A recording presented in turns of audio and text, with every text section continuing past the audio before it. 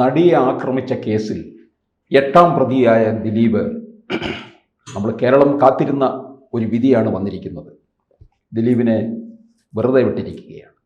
ഇങ്ങനൊരു വിധി പ്രതീക്ഷിച്ചിരുന്നതാണ്. ഇങ്ങനൊരു വിധി കേരളം പൊതുവെ പ്രതീക്ഷിച്ചിട്ടുണ്ടാവില്ല. പക്ഷേ ഞാൻ നേരത്തെ പ്രതീക്ഷിച്ചിരുന്നു. അതിൻ്റെ കാരണങ്ങൾ പലതാണ്. ഈ ദിലീപിൻ്റെ ഈ കേസ്, ഇതിലൊരുപാട് ദുരൂഹതകൾ തുടക്കം മുതൽ തന്നെ അന്വേഷണ ഉദ്യോഗസ്ഥന്മാരടക്കം രേഖപ്പെടുത്തിയിട്ടുണ്ട്. കഴിഞ്ഞ ദിവസം പൾസർ സുനിയുടെ വക്കീലൊരു വെളിപ്പാട് നടത്തിയിരുന്നു ഇന്നലെ. അതായത് ഈ കേസിൽ പൾസർ സുനിക്ക് അതൊരു ബന്ധമില്ല. അപ്പോൾ സുനിക്ക് ഈ കേസിൽ ബന്ധമില്ല എങ്കിൽ സുനിയും ദിലീപും തമ്മിൽ ബന്ധമില്ല എന്നല്ലേ എൻ്റെ അർത്ഥം.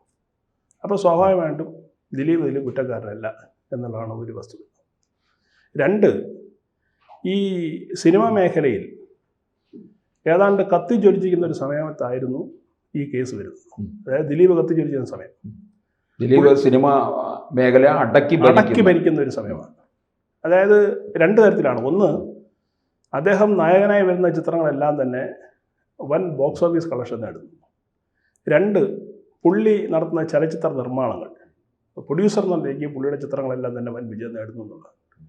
അപ്പോൾ ഈ 2 ഘടകങ്ങളും ചേർന്ന് വന്നപ്പോൾ സിനിമാ മേഖലയിലുള്ള ഒരു വിഭാഗം, മട്ടാഞ്ചേരി മാഫിയ എന്നറിയപ്പെടുന്ന സിനിമാ മേഖലയിൽ ഈ അന്തഃഛിദ്രങ്ങൾക്ക് കാരണക്കാരായിട്ടുള്ള ഒരു സംഘം, ഇവരാണ് ഈ ദിലീപിൻ്റെ ഈ ചിത്രങ്ങളെ, നമ്മൾ മറ്റൊരു കാര്യം ഓർക്കണം, ദിലീപിൻ്റെ സിനിമകളെന്ന് പറയുന്നത് സാമൂഹിക പ്രതിബദ്ധതയുള്ള ചിത്രങ്ങളായിരുന്നു. 2 തരത്തിൽ നമുക്കിങ്ങനെ ക്ലാസിഫൈ ചെയ്യാം. ഒന്ന് കോമഡിയും മറ്റൊന്ന് കുടുംബ ചിത്രങ്ങളും എന്ന് പറയുന്നത്. അപ്പോൾ ഈ കോമഡി പൊതുവെ എല്ലാ ആളുകളും ഇഷ്ടപ്പെടുന്ന ഒരു വിഭവമാണല്ലോ കോമഡി എന്ന് പറയുന്നത്. ദിലീപ് നല്ല ഭംഗിയായിട്ട് കോമഡി കൈകാര്യം ചെയ്യുന്ന ആളുമായിരുന്നു. അതുകൊണ്ട് തന്നെ അത്തരം ചിത്രങ്ങൾ വൻ വിജയം നേടി. മറുഭാഗത്ത് കുടുംബ ചിത്രങ്ങൾ, അതായത് ചില വാല്യൂസ്, സമൂഹത്തിൽ ആവശ്യമുള്ള ചില മൂല്യങ്ങൾ ഉറപ്പിക്കുന്ന തരത്തിലുള്ള സിനിമകളായിരുന്നു അദ്ദേഹം മറുഭാഗത്ത് നിർമ്മിച്ചിരുന്നത്. ഈ 2 തരത്തിലുള്ള ചിത്രങ്ങളും വലിയ തോതിൽ മലയാളികൾ ഏറ്റെടുത്തു. അങ്ങനെയാണ് ദിലീപ് ഒരു അജയ്യനായി മലയാള സിനിമയിൽ ഒരു കൊളോസൽ എന്നൊക്കെ പറയാവുന്ന രീതിയിൽ വളർന്നു വരുന്ന ഒരു സമയമായിരുന്നു.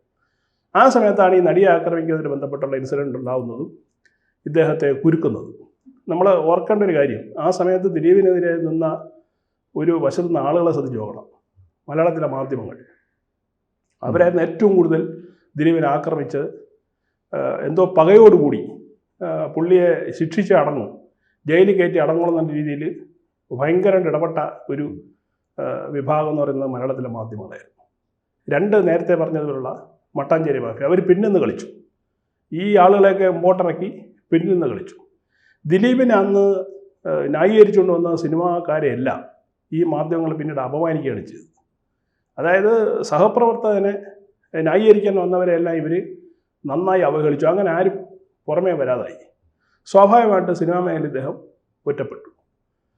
ഇദ്ദേഹത്തിൻ്റെ ചിത്രങ്ങൾ വരാതായി, ഇടയ്ക്ക് കേസുമായി, ജയിലായി, ജാമ്യമായി, ഇങ്ങനെ കുറേ സംഭവം നടന്നു പോയി.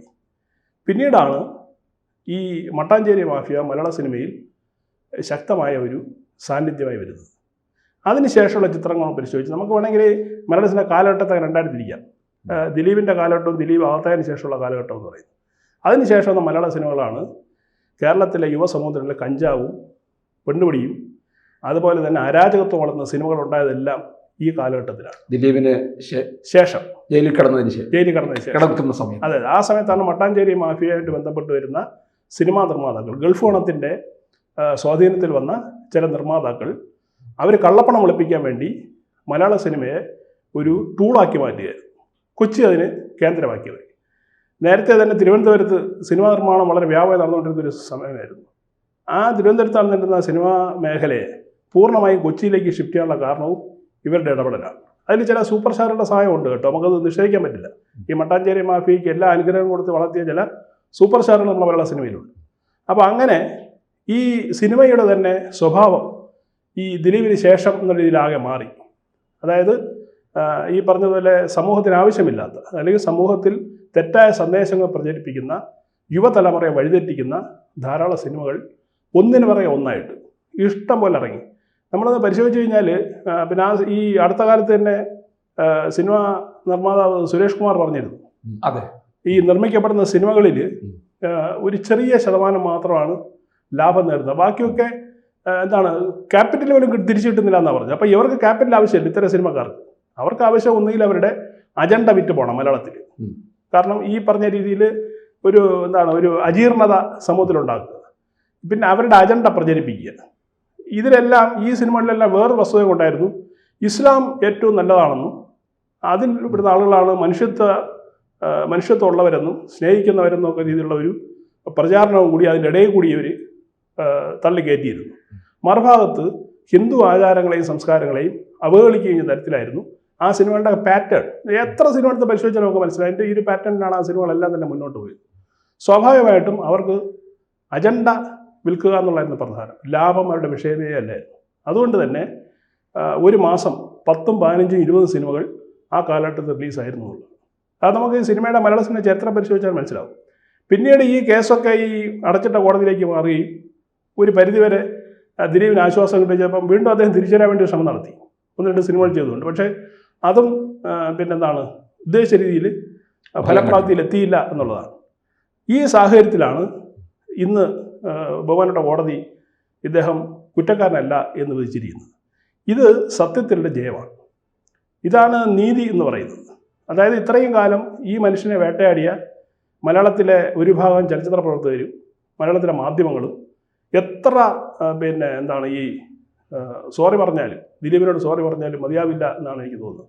അത്രത്തോളം ഈ മനുഷ്യൻ ഹരാസ് ചെയ്യപ്പെട്ടിട്ടുണ്ട്. ഇതിനകത്ത് ആദ്യമൊക്കെ പ്രേരണ കുറ്റം, ഗൂഢാലോചന കുറ്റം ഇതൊക്കെ ഉണ്ടായിരുന്നില്ലേ? അതെ, ഉണ്ടായിരുന്നു. പ്രേരണ കുറ്റം ഉണ്ടായിരുന്നു. ഇതിൽ ആദ്യം പറഞ്ഞത് എന്താ, ഇദ്ദേഹം പൾസർ സുനിയെ വിട്ട് ഈ ഫോൺ ഉപയോഗിച്ച് ഈ നടിയെ മോളസ്റ്റ് ചെയ്യുകയും അത് ചിത്രീകരിക്കുകയും ചെയ്തു എന്നുള്ളതാണ്. പക്ഷേ ഏറ്റവും രസകരമായ സംഭവം ഈ ഡിവൈസ് ഇതുവരെ അന്വേഷണത്തിന് കിട്ടിയിട്ടില്ല. ഇപ്പോൾ അതല്ലേ പ്രധാനപ്പെട്ട തെളിവെന്ന് പറയുന്നത്. ഇവ നടിയെ ആക്രമിച്ചു അല്ലെങ്കിൽ പീഡിപ്പിച്ചു, ആ പീഡിപ്പിച്ച ദൃശ്യം ഇയാൾ ഷൂട്ട് ചെയ്തു എങ്കിൽ ആ ഡിവൈസ് എവിടെ, ആ ഉപകരണം എവിടെ? ഈ പറഞ്ഞ മൊബൈൽ ഫോണായാലും ക്യാമറയായാലും ആ സാധനം കയ്യിലുണ്ടാവണ്ടേ? ഇത് പ്രൊഡ്യൂസ് ചെയ്യാൻ ഈ പറഞ്ഞതുപോലെ പ്രോസിക്യൂഷൻ കഴിഞ്ഞിട്ടില്ല. അപ്പോൾ അത് തന്നെ അതൊരു കെട്ടുകഥയാണെന്ന് അപ്പോഴേ സമയം തെളിഞ്ഞാണല്ലോ.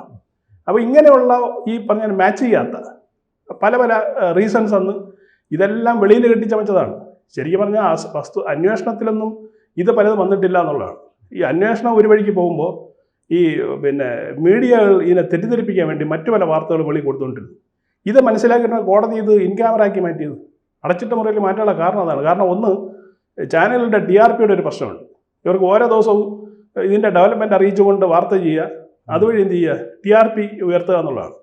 ഇതും ഒരുപക്ഷെ കോടതിക്ക് മനസ്സിലായിട്ടുണ്ട്. അതുകൊണ്ടാണ് കോടതി ഇത് അടച്ചിട്ട മുറിയിലേക്ക് കോടതിയുടെ വിചാരണ മാറ്റാനുള്ള കാരണം. അതുകൊണ്ട് ഇവർക്കൊന്നും കിട്ടാതായി. ഒരുവൻ കിട്ടാതായപ്പോഴാണ് ഈ ദിലീപ് കേസിനെ ഇവർ ട്രേസ് ചെയ്യുന്നങ്ങ് വിട്ടത്. ഇപ്പോൾ വിധിയുടെ സമയം കഴിഞ്ഞ 3-4 ദിവസം വീണ്ടും എല്ലാവരും ഉണർന്നു. ഇന്നലെ എല്ലാ ചാനലുകളും ഇത് പ്രധാനമായി ഇത് തന്നെ ഇതാണ്. അതും പറഞ്ഞു വെച്ചാൽ ദിലീപ് അകത്താവും എന്നുള്ള രീതി അവരങ്ങ് ജഡ്ജ്മെന്റ് പ്രഖ്യാപിക്കുകയാണ്. ഇയാൾ വലിയ കുറ്റക്കാരനാണ്, ഇയാളുടെ ജീവിതം തീർന്നുള്ള രീതിയിലായിരുന്നു ഇന്നലെ ഏതാണ്ട് ചാനലുകളെല്ലാം തന്നെ. ഇന്നിപ്പോൾ അവരെന്ത് പറയും ഈ വിധി വന്നതിന് ശേഷം? അപ്പോൾ നമുക്ക് എത്രയൊക്കെ ഈ സമൂഹത്തെ തെറ്റിദ്ധരിപ്പിക്കാൻ ശ്രമിച്ചാലും അവസാനം സത്യമേ വിജയിക്കൂ എന്നുള്ളതാണ് ഇതിൻ്റെ യഥാർത്ഥ ഒരു വസ്തുത എന്ന് പറയുന്നത്. ഇത് ഞാൻ പറയുമ്പോഴും ഈ ഒരു സ്ത്രീയെ അപമാനിച്ചതിൻ്റെ പേരിൽ അല്ലെങ്കിൽ അതിൽ കുറ്റക്കാരനെന്ന് പറഞ്ഞ ആളിനെ ന്യായീകരിക്കുന്നത് ശരിയാണ്. ഇപ്പോൾ അദ്ദേഹം കുറ്റക്കാരനല്ല, അദ്ദേഹം തികച്ചും നിരപരാധിയാണെന്ന് കോടതി തന്നെ പറഞ്ഞു. അതിൻ്റെ അപ്പുറം വേറെ ഇല്ലല്ലോ. ഇനി അവർ അപ്പീലൊക്കെ പോകുമായിരിക്കും, അത് രണ്ടാമത്തെ ഘട്ടം. പക്ഷേ ഇദ്ദേഹം കുറ്റക്കാരനല്ല എന്ന് വിധിച്ചിരിക്കുകയാണ്. പ്രോസിക്യൂഷൻ ഈ പറഞ്ഞാൽ ഇദ്ദേഹം ഇതൊക്കെ ചെയ്തിട്ടുണ്ടെന്ന് തെളിയിക്കാനായിട്ട് കഴിഞ്ഞിട്ടുമില്ല. ആ സാഹചര്യത്തിൽ ഇതിൽ കുറേ ബോഗസായിട്ടുള്ള, അത് കെട്ടിച്ചമച്ച ഒരുപാട് കാര്യങ്ങൾ ഇതിൻ്റെ പിന്നാലെ വന്നിട്ടുണ്ടെന്ന് നമുക്ക് മനസ്സിലാക്കാം. എന്തായാലും ഇത് മലയാള സിനിമയെ ഹൈജാക്ക് ചെയ്യാൻ ശ്രമിച്ചവർക്കുള്ള ഒരു നല്ല തിരിച്ചടിയും കൂടിയാണ്. അപ്പോൾ ജീർണത ബാധിച്ച് നിന്ന മലയാള സിനിമയെ ഒരു രക്ഷപ്പെടുത്തൽ കൂടി. തീർച്ചയായിട്ടും യാതൊരു തർക്കമില്ല. മലയാള സിനിമയ്ക്ക് ഒരു റിവൈവൽ ഇതിൽ കൂടെ ഉണ്ടാവുന്നതാണ് പ്രതീക്ഷിക്കുന്നത്. ഒരു റിവൈവൽ ഉണ്ടാവണം. അതാവണം ഈ പറഞ്ഞതുപോലെ ഈ വിധിയിൽ കൂടി ഇനി മലയാള സിനിമയിൽ സംഭവിക്കേണ്ടത്. കൂടുതൽ വാർത്തകളും വിശേഷങ്ങളും നിങ്ങളിലേക്ക് എത്താൻ ABC മലയാളം സബ്സ്ക്രൈബ് ചെയ്യുക, ബെൽ ബട്ടണും അമർത്തുക.